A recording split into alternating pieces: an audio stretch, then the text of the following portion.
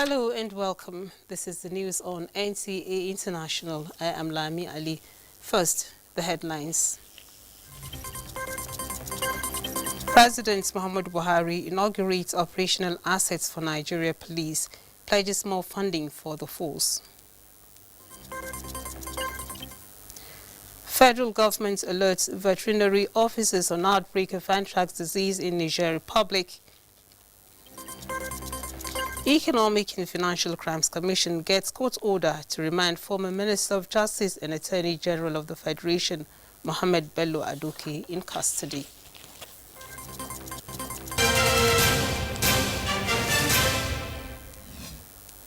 And time now for the details. Criminal elements in the country will no longer have any hiding place, as the Nigeria Police is now well positioned to, at any point in time, monitor, detect and prevent and also confront acts of crime and criminality for sustainable peace and prosperity. This followed the inauguration of the state-of-the-art critical policing assets acquired by the Forces High Command as part of efforts towards redefining the nation's policing framework. President Muhammadu Buhari, who performed the ceremony, tasked the police to avoid complacency in the renewed drive towards ridding the country of crimes. State House correspondent Adamu Sambu has the details. Praying to God for guidance and protection of the police in the discharge of their responsibilities, President Muhammadu Buhari formally inaugurated 139 patrol, surveillance and tactical operational vehicles, including 21 armored personnel and troop carriers, as well as anti-riot water cannon trucks. Also inaugurated were the National Command and Control Center, as well as the first phase of the Crime and Incident Database Center. Both the vehicles and the centers, kitted with the state-of-the-art equipment, were provided by the Police High Command towards enhancing efficiency and effectiveness in crime detection, prevention and control. I wish you the best of luck. President Muhammadu Buhari noted with delight that the leadership of the police has keyed into the federal government's next-level agenda in relation to strengthening institutional capacity towards addressing the nation's internal security challenges. Security of lives and properties of Nigerians is a constitutional obligation. It is for this reason that I have always prioritized the police as a critical agency in the internal security architecture of our country. My vision is to bequeath to our nation a legacy of a reformed, modernized, fully equipped, highly motivated, and citizen-focused police force that is reoriented to the virtues of professionalism, respect for rule of law, due process, and best international practices in their operations. Already impressed with the improved security situation in Nigeria through the technology-led and intelligence-driven models by the police, the President directed the Minister of Police Affairs to fast-track the takeoff of the Police Trust Fund so that other operational and logistics requirements of the force will be met. You must take cognizance of the fact that in the discharge of your duties, you shall not only be judged by the number of crimes you have stopped or the number of convictions you have secured, but also the extent to which the process of achieving your statutory mandate conforms to professional and legal standards. Both the Minister of Police Affairs, Muhammad Megari Dingyadi, and the Inspector General of Police, Muhammad Adamu, appreciated President Muhammadu Buhari for the unprecedented support and assistance to the Nigeria Police, which they promise will not let the nation down. Mr. President, you can be rest assured of our commitment in ensuring that Nigeria Police is properly positioned to drive the next level security agenda of the federal government. We shall sustain our blueprint of modernizing all components of our operations towards addressing any form of threat to our internal security. This is the first visit by President Muhammadu Buhari to Louis Edet House since coming to power. From the State House, Adamu Sambu, NTAi News. And the National Action Committee for the Implementation of the African Continental Free Trade Agreement has been charged to ensure that existing gaps, loopholes and threats that might be injurious to the nation's economy are effectively addressed. President Muhammadu Buhari, who gave the charge while inaugurating the committee, maintains that Nigeria's approach to the agreement remains very measured and consistent.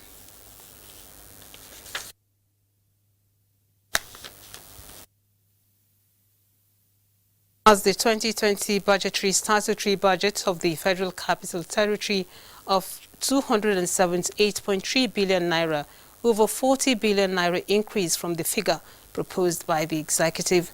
National Assembly correspondent Ignatius Nko reports that the Senate has adjourned to the 28th of January 2020. It's unconventional to see members of the National Assembly entering the chamber on a Friday for plenary. Friday, 20th of December 2019 will go down in history as the second time the 9th Senate held plenary on a Friday. The first was during the screening of ministerial nominees.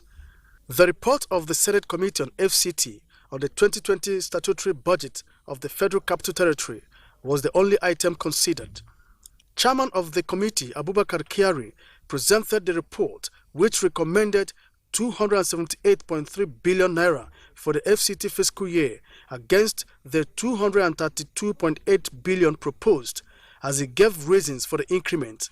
Committees of FCT deliberated and resolved to double the proposed allocation to security in the Federal Capital Territory and its environs. The committees deployed funds to meet areas of critical needs like security, roads, water, health, education, and development of satellite towns within the territory. 160.1 billion was allocated to capital, while recurrent is 118.2 billion naira. Development of satellite towns received 36.5 billion, universal basic education 6.5 billion, maintenance of public buildings 3.4 billion, Federal Capital Territory Secondary Education Board 3 billion. I've looked at the spread and I think that the spread, the increase on infrastructural development, especially the satellite towns, because we need to really decongest the city center. And for the president to sign the budget 2020 before the end of December, and for the budget 2020 to start taking effect from 1st January, definitely the Nigerian economy will see significant changes.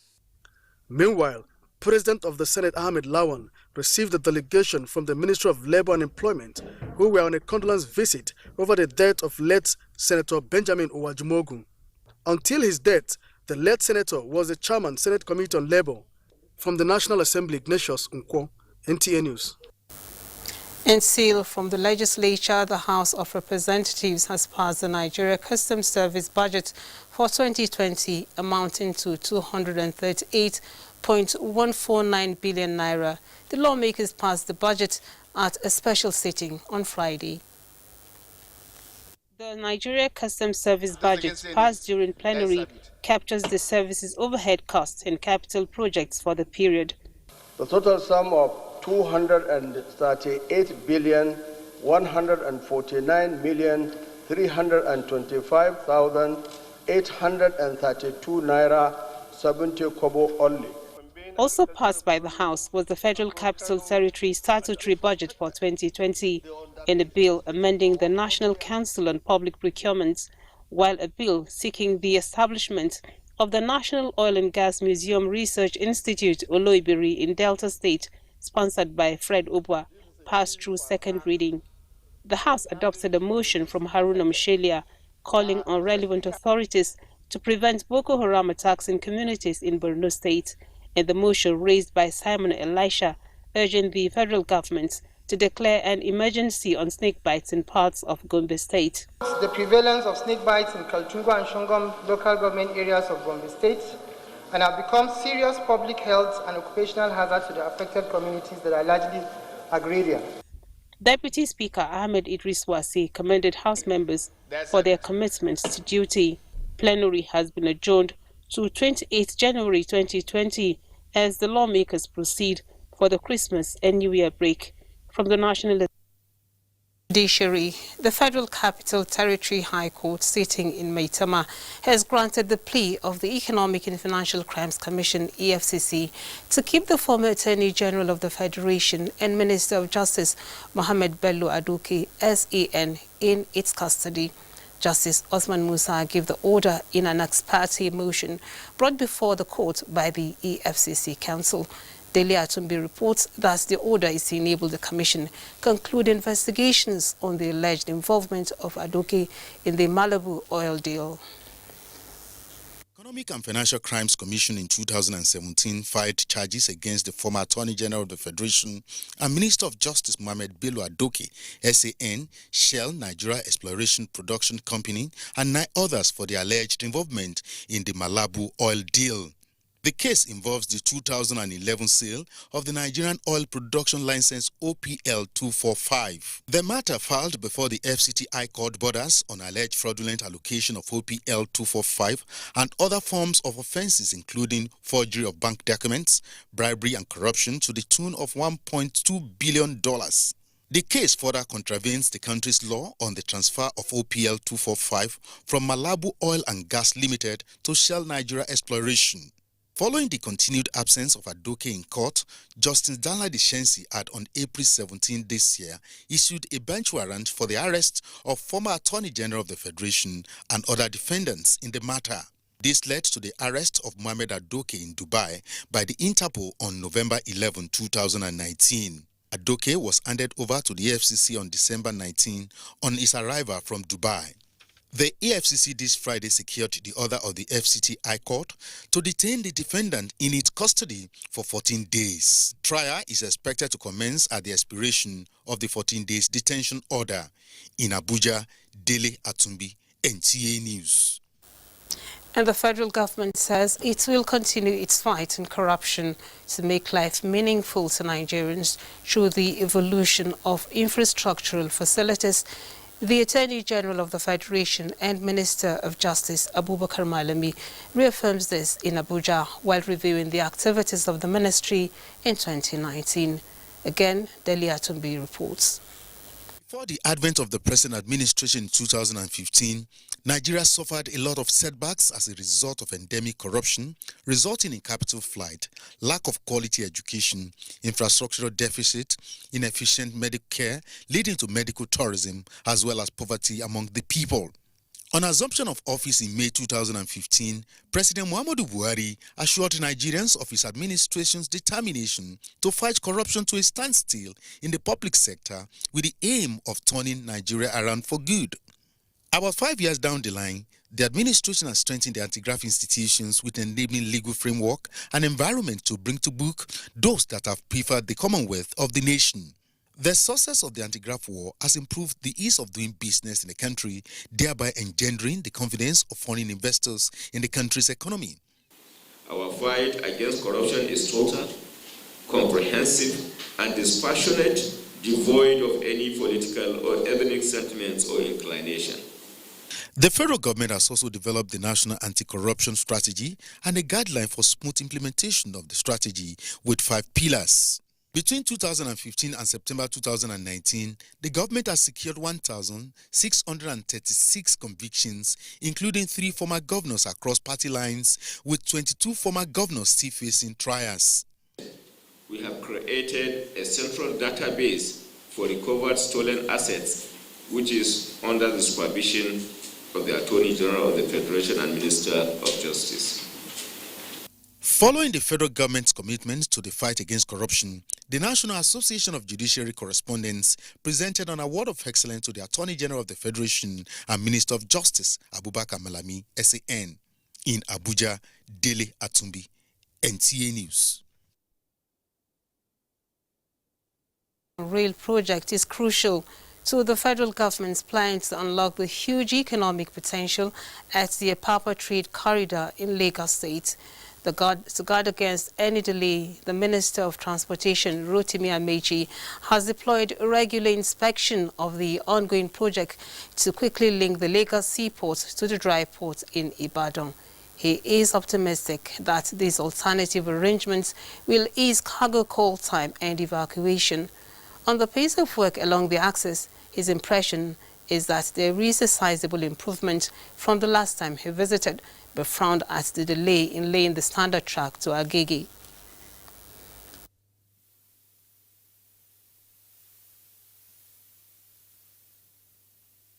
I just directed the consultant to make sure that in every station they have a consulting staff, which is an engineer, not that they visit. If we didn't stop here, they would have probably have laid the visit and they would have proceeded. But it's because we stopped here that they realize that this is poor quality work and they have to start afresh. So one of the benefits is seeing for yourself what's going on, and if there is need for corrections and amendments, we do it and all that. I've met our targets in terms of the tracks, yes. In terms of the stations, 60-40, because we need speed. But there are arguments that they said, look, we'll deliver in April. Why not allow us in April? Michael Olai reports that as the 6 train stations along the axis, work is in progress but a bit slow owing to challenges ranging from limited manpower to inadequate construction materials. You're still watching the news on NTAi International. Time now for a break. Do stay tuned as more stories will come your way after the timeout. This na how we dey show for holiday. This na how we dey be when you don't tey you block male. This one pass decoder. This na your family groove. Totori your family this season. Go sharply arrange Go TV decoder and Go Tenor wey carry 1 month Go TV Max subscription follow body for only 6,900 naira. Go TV. Live it, love it.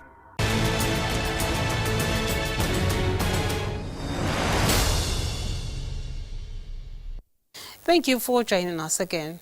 As part of its social corporate responsibility, the Nigerian Television Authority, in collaboration with other media organizations, are leading the campaign for the welfare and security of people living with albinism.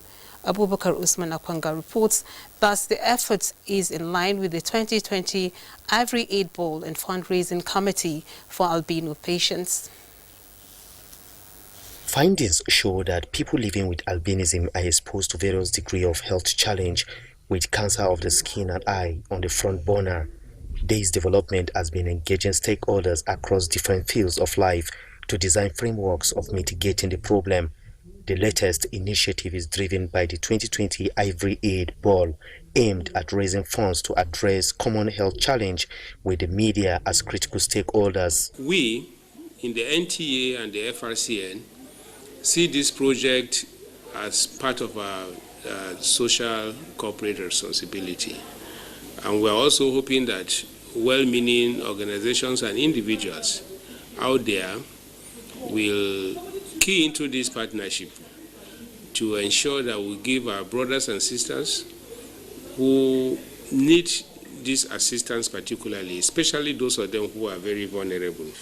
It is so timely because as we speak, we're having challenges meeting the bills of the National Hospital.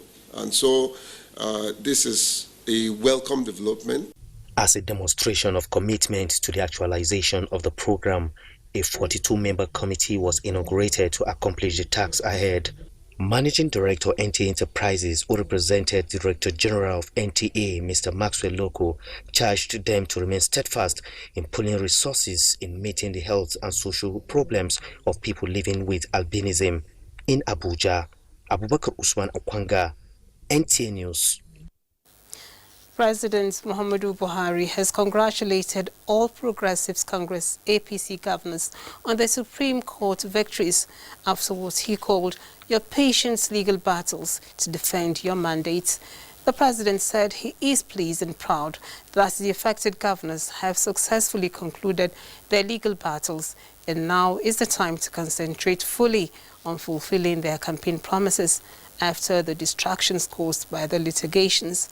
In a statement by the Senior Special Assistant to the President on Media and Publicity, Garba Shehu, President Buhari, however, advised the governors not to see their challenges as enemies because they were exercising their democratic rights by going to the courts to seek redress. And it was a message of hope and prosperity for Nigerians in the new year as thousands gathered for the 2019 State House Christmas Carol. State House correspondent Jide Onifade reports that some of the dignitaries commended the Buhari administration for steering the nation towards a greater future. From every part of the Federal Capital Territory, enthusiasts have come to witness the annual Christmas Carol here at the Presidential Villa Banquet Hall.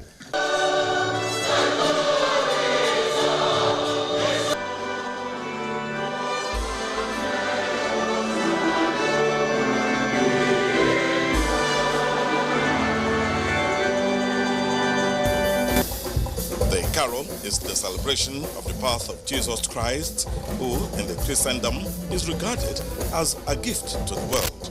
I believe as Nigerians, we have to celebrate the birth of the Lord, and we have to continue to hope and believe that he that says with him nothing is impossible. There's no problem facing this nation, the north to the west, east to the south, that is impossible. God will solve it. Our hope must be built on him because he will not fail us. There's going to be tremendous progress in this country in 2020. We've returned the country to the budget cycle of January to December. With an element of certainty, definitely there will be strides and developments that will take place in this nation. We are getting focused and we're getting redirected in the pursuit of the activities of government and also providing leadership for the people of this country. President Buhari is set. There's so much to celebrate. Is there a lot that we're looking forward to? Absolutely. Is there a lot that we would have wanted by now? Of course. But is there a lot to celebrate? Absolutely. So we should be thinking about from next year to be talking more positive about this country, to be proud of this country. For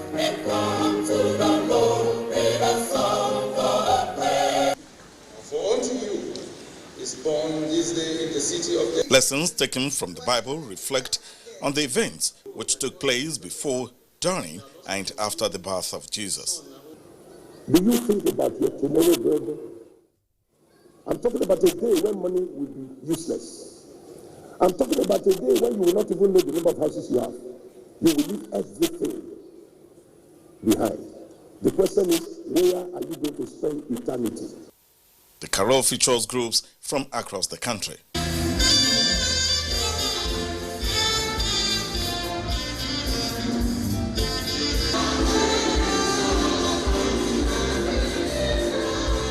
From the State House Banquet Hall, Jide Onifade, NTAi News. The Federal Ministry of Agriculture and Rural Development has put its veterinary officers on alert on the outbreak of anthrax disease in neighboring Niger Republic. A statement by the Chief Veterinary Officer of the Federation, Oni Alabi, described anthrax as a deadly zoonotic disease with high rates of mortality in human and livestock. Considering the mass movement of animals and products across Niger and Nigeria, the Chief Veterinary Officer says it is important to enhance and strengthen the surveillance system in all entry points in the border communities. He therefore appealed for adequate measures to prevent the incursion of the disease into Nigeria. In the same vein, the Nigeria Customs Service says it has alerted its zonal, regional and other officers across the country on the outbreak of the disease in Niger Republic. In a statement, Victor Dimka, Comptroller Enforcement, says the alerts became necessary to ensure that the disease does not spread into the country. Time now to join Uche Ugochukwu for trending news from other parts of the globe. Ethiopia has launched its first satellite into space to monitor climate change and improve research in agriculture and drought preparedness. The satellite, named ETRSS-1, was launched from China on Friday. Ethiopia plans to launch a broadcast satellite into space in the next 3 years. In another news, the United Nations Assistance Mission in Somalia has urged the country to hold one-person, one-vote elections by the end of 2020 or early 2021. The mission, consisting of the United Nations, the European Union, and 15 other partners, has also warned against the extension of President Mohamed Abdullahi Mohamed's term. Somalia's government had pledged to pass two crucial electoral bills by December to guarantee universal suffrage as well as 30% quota for women representation in parliament, but the debate on the bills has been marred by divisions and financing of the polls. And U.S. President Donald Trump has demanded an immediate impeachment trial in the Senate amid an impasse among Democrats and Republicans over when it may start.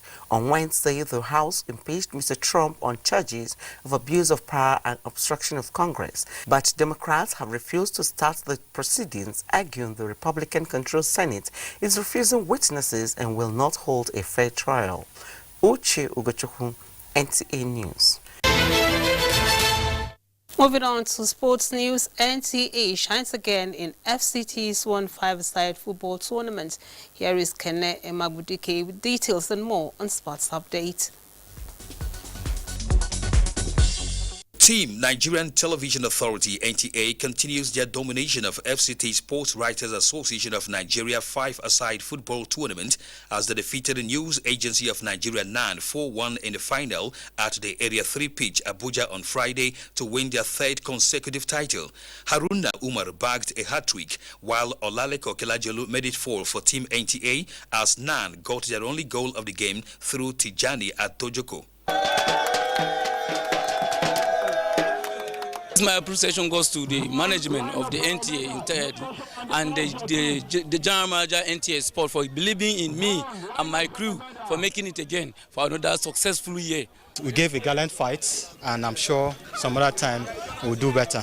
Voice of Nigeria defeated Federal Radio Corporation of Nigeria 5-2 to win the third place match. And that does it in the news on NTAi International. Many thanks for watching.